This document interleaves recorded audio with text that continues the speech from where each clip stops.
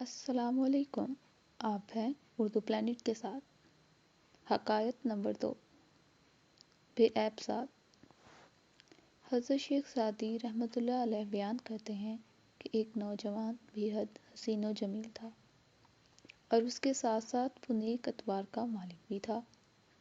وہ نوجوان علم کی دولت سے بھی مالا مال تھا اور جس موضوع پر بھی گفتگو کرتا لوگ اس کی جانب متوجہ ہو جاتے اور نہایت غور سے اسے سنتے تھے۔ اس کے فیصلوں کی قدر کی جاتی تھی اور وہ ایسا روشن چراغ تھا جس کے سامنے کسی دوسرے چراغ کی روشنی مانند تھی۔ ان تمام خوبیوں کے باوجود اس میں ایک عیب یہ تھا کہ الفاظ کو ان کے صحیح تلفظ کے ساتھ ادا کرنے کی قدرت نہ رکھتا تھا۔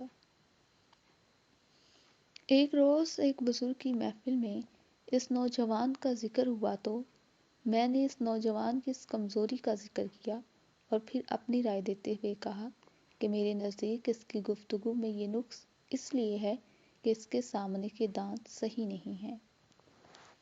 میری بات سننے کے بعد وہ بزرگ ناراض ہوتے ہوئے بولے کہ مجھے حیرانگی ہوتی ہے کہ اتنی خوبیاں دیکھنے کے بعد بھی تم اس نوجوان کے ایک معمولی عیب پر نظر رکھے ہوئے ہو۔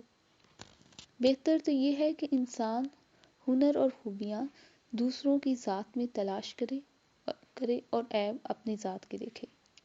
یاد رکھو کہ دنیا میں اچھائیاں بھی ہیں اور برائیاں بھی، جس طرح گلزار میں پھول بھی ہوتے ہیں اور خار بھی۔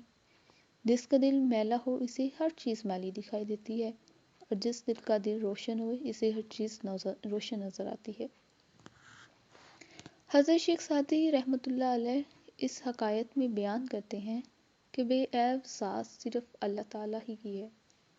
بس دوسروں کی ذات میں عیب تلاش کرنے سے بہتر ہے کہ اپنی ذات میں موجودہ عیبوں پر نگاہ ڈالی جائے اور ان کو دور کرنے کی کوشش کی جائے اور دوسروں کے اندر موجودہ اچھی باتوں کو اپنے اندر پیدا کرنے کی کوشش کی جائے۔